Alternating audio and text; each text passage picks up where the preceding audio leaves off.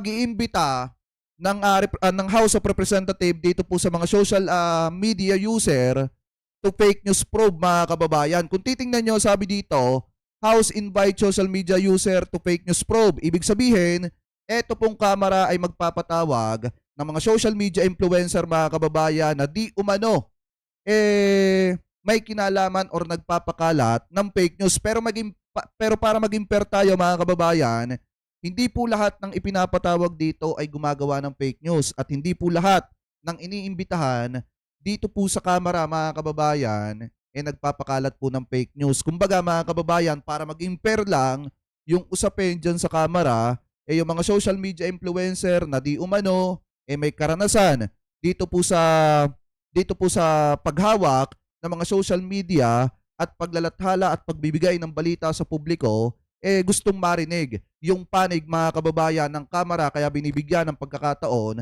na sila ay magpaliwanag, especially yung mga tao na naa-allege na nagpapakalat ng fake news, mga kababayan, dito po sa ating lipunan para lituhin yung mga kababayang Pilipino po natin. So ngayon, basahin natin etong nilalaman, mga kababayan. Pero dahil may lumalabas na ads, ilipat na natin yan dito. Yan. Kung titingnan nyo, mga kababayan, sabi po dito, eto daw. Ito yung source natin, mga kababayan, ha, 1PH. Baka sabihin ng iba, fake news yan. Ayan. Inilipat ko lang dito. So sabi po dito, mga kababayan, House invite social media user to probe fake news. Ang pagdinig ay isa sa ilalim sa live streaming para sa pampublikong panonood na umaasa ang mga mambabatas na ito ay magpapasiklab ng pambansang pag-uusap sa responsableng online na diskurso at ang papel ng social media sa paghubog ng pampublikong pananaw. Hindi bababa sa 40 personalidad mula sa ilang platform sa social media ang iniimbitahan ng House of Representatives sa pagsisimula ng investigasyon nito noong Martes. Sabi pa dito, Pebrero 4, sa pagkalat ng fake news at disinformation sa bansa. Alam niyo, mga kababayan, ang isa sa pinakatatamaan dito na nagpapakalat ng fake news, mga kababayan, ang isa dyan yung mga DDshit vlogger, especially, mga kababayan, yung mga nasa sa TikTok. Kasi alam naman po natin na sobra na ang paglaganap, mga kababayan, ng fake news, especially, mga kababayan, dyan po sa TikTok. Kasi teritoryo nila yan Teritoryo ng mga DDshit yan, mga kababayan, na kapag ka ikaw ay nagsalita sa TikTok ng kontra sa kanila, automatic, mga kababayan, babatikusin ka ng napakaraming troll farm. Ang isa pa dyan, mga kababayan, maraming titira din sa iyo na mga social media influencer din dyan sa TikTok na ang dinidepensahan naman ay etong si Digong, mga kababayan. So ngayon, sabi pa dito, si Laguna Representative Dan Fernandez ng Tri-Committee ng Kamara ang mamumuno sa Joint Committee ng House Committee on Public Order and Safety na kanyang pinamumunuan kasama ang dalawang iba pang committees on public information at Information and Communication Technology. Sinabi ng kongresista ng Santa Rosa City na gagawin ng Joint Committee ang mga pagdinig at susubukang suriin kung paano kumakalat ang disinformation online, ang epekto nito sa pampublikong perception at pambansang seguridad, at ang mga hakbang na kailangan para labanan na ito, mga kababayan, kasi nga sobrang laganap na. Kung matatandaan nyo, mga kababayan, ito yung isang halimbawa na sobrang tindi na ng disinformation dito sa ating bansa. May ipapakita ko sa inyo pero hindi ko alam, baka mamaya makapiright tayo. Pero ipapakita ko pa rin, mga kababayan, kasi sobrang laganap na ito. Ito nga din yung pinaghihinalaan ko na tumira, mga kababayan, nung pulboronic video ni PBBM. Kasi napakagaling ng pagkakagawa. Yan, ito yung isang halimbawa, mga kababayan, na sobra na yung paglaganap ng disinformation, sobra na yung pagpapakalat ng fake news para sirain ang ating gobyerno, especially para sirain ang imahe ni PBBM. Tingnan nyo naman, mga kababayan. Eto kung titingnan nyo, talagang kuhang-kuha yung mukha ni PBBM dito, talagang napakagaling nung nag-edit. Kaya nga, mga kababayan, ang hinala ko dito, ito siguro yung tumira nung pulboronic video. Na ipinakalat ng kampo ng mga DDshit. Tingnan nyo, sabi dito, pabor ba kayo sa hair follicle test? Tingnan nyo yung mukha dito, mga kababayan. Tingnan nyo yung video, kuhang-kuha yung mukha ni PBBM.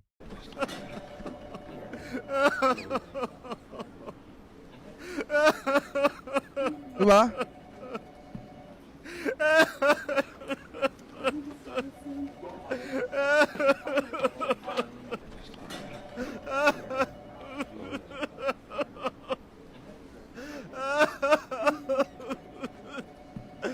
Eto mga kababayan sa TikTok to ha, kasi ito yung teritoryo nila. So kung titingnan nyo mga kababayan, dyan pa nga lang makikita nyo na fake news na agad yan mga kababayan.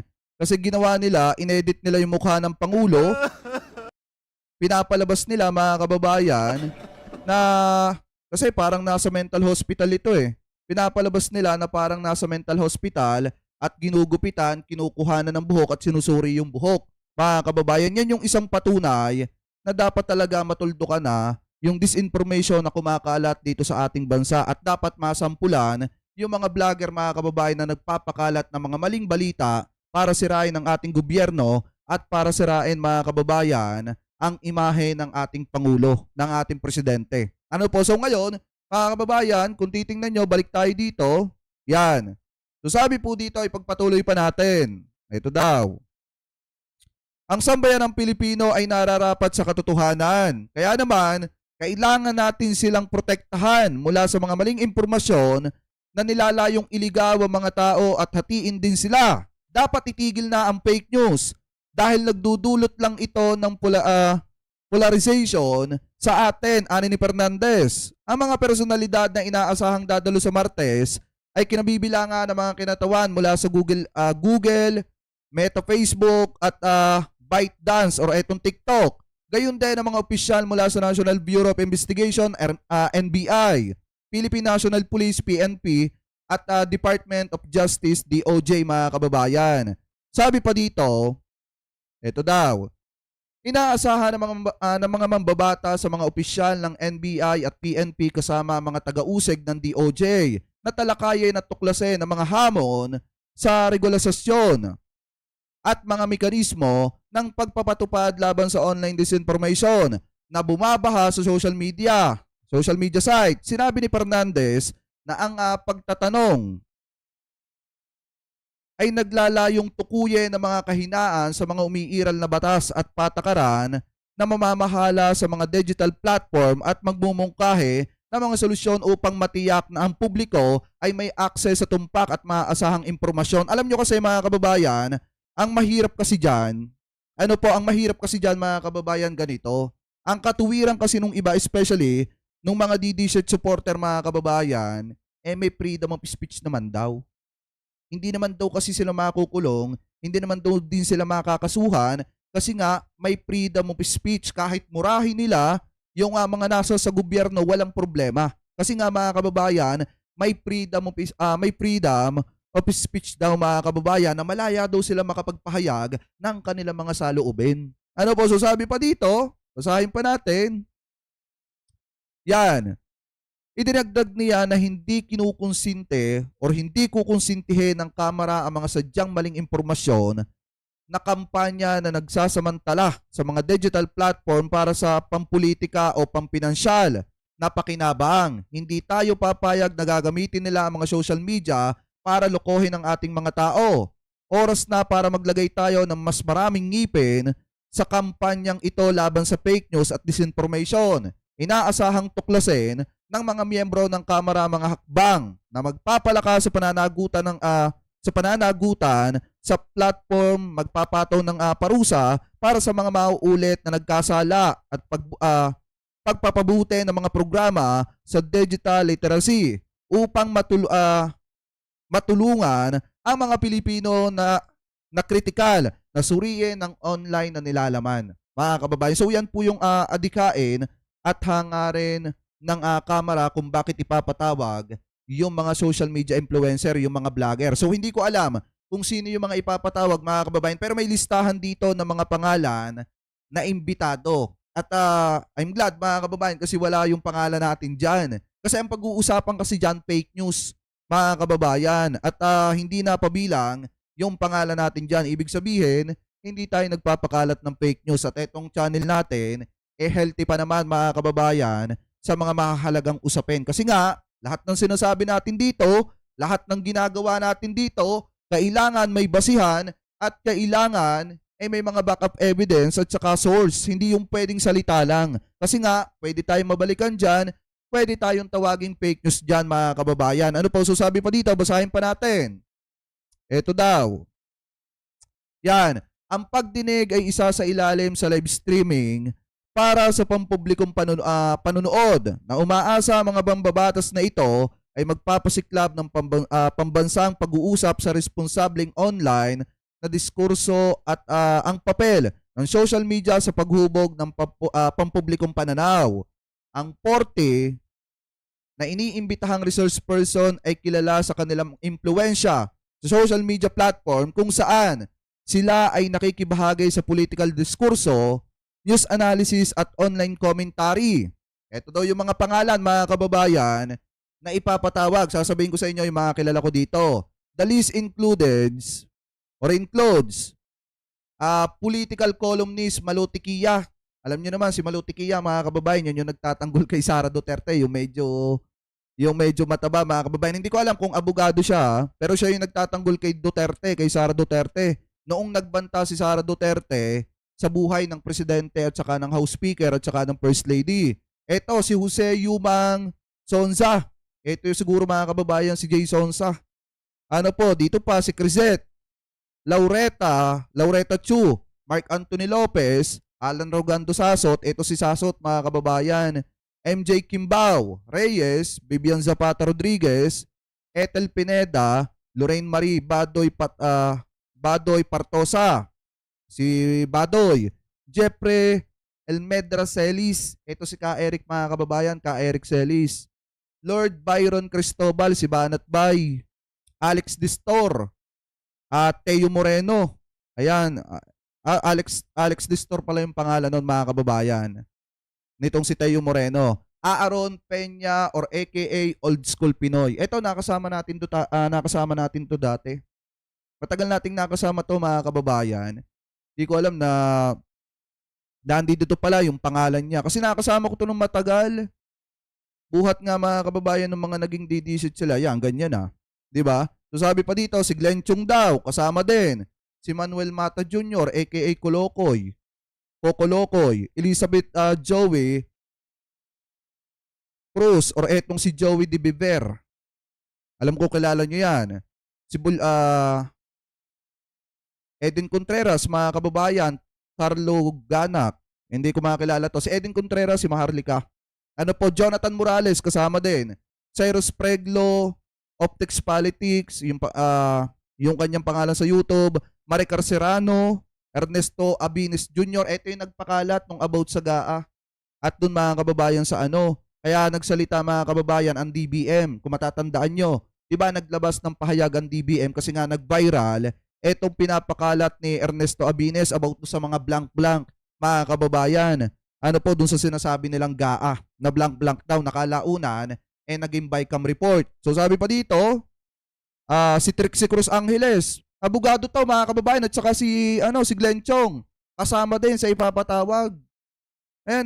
Abogado kasama sa ipapatawag. Si Trixie Cruz Angeles, eto si Attorney Trixie mga kababayan. Kasama din po siya sa ipapatawag.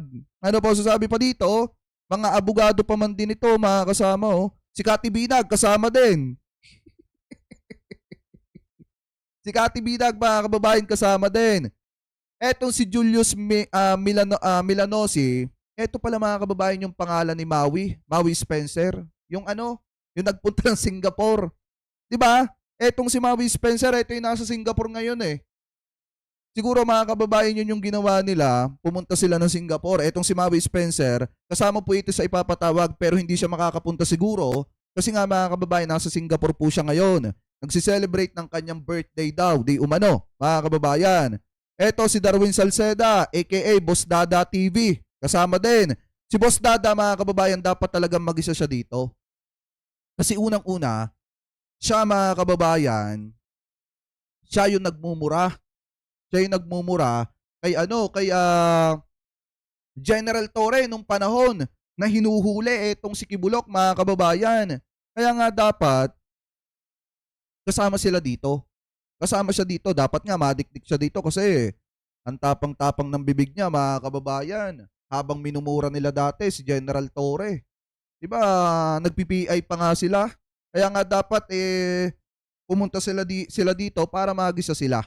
Mga kababayan, ano po sasabi pa dito?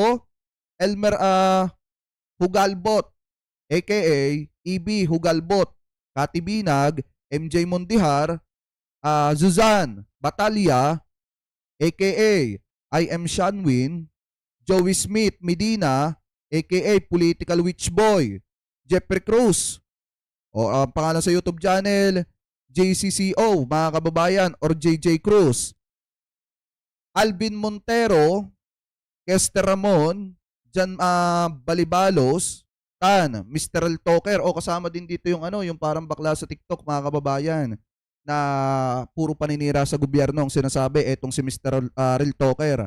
Kilala natin to. Edwin Zamora, aka Reyna Elena, Map Lorenda Espinelia Duque, aka Peebles Duque, Dr. Richard Tesoro Mata, aka Dr. Richard and Erica Mata, Am Pagliwanan, aka Luminous by Trixie and Ryan Lingo, Enzo Recto, or aka Attorney Ricky Tumotorgo, mga kababayan. Ito ata si Attorney Enzo Recto, mga kababayan. Kaya nga sabi ko, to be fair, hindi lahat ng ipinapatawag dito nagpapakalat ng fake news. Siguro kaya ipinatawag yung iba sa mga kasamahan natin kasi nga para maging fair yung usapin, mga kababayan. Ano po? So sabi pa dito, sabi pa natin, Aros Flores del Rosario, aka What's Up Philippines yung pangalan sa YouTube. Ano po? Yan yung mga ipapatawag, mga kababayan. Kasama si Kati Binag. Sana makita natin sila doon, mga kababayan. Pero ako, panonoorin ko na lang sila kasi hindi naman ako pinapatawag dyan. Hindi naman ako kasama, mga kababayan. Kasi nga, hindi naman kasi tayo nagpapakalat ng fake news na katulad po ng ginagawa noong mga DDshot. Ang sa atin kasi, mga kababayan, masaya na tayo kahit wala tayong views, masaya na tayo makapagbalita lang tayo ng mga mahalagang usapin na may backup evidence, may backup na resibo para hindi po tayo nababalikan. Mahirap kasi, mga kababayan, kapag puro fake news yung pinag-uusapan at tinatalakay, lalo na kung wala tayong sapat na basihan, mahirap magsalita ng fake news laban po sa iba. Pero ang maganda dito, mga kababayan, ang kilala ko lang na ipinatawag dito si eto si Maui Spencer. Etong si Julius Miladosi. Yun pala yung tunay niyang pangalan na ngayon ay nasa Singapore. Tapos ang pagkakaalam ko parang etong si sino ba dito yung nagpunta ng Peninsula?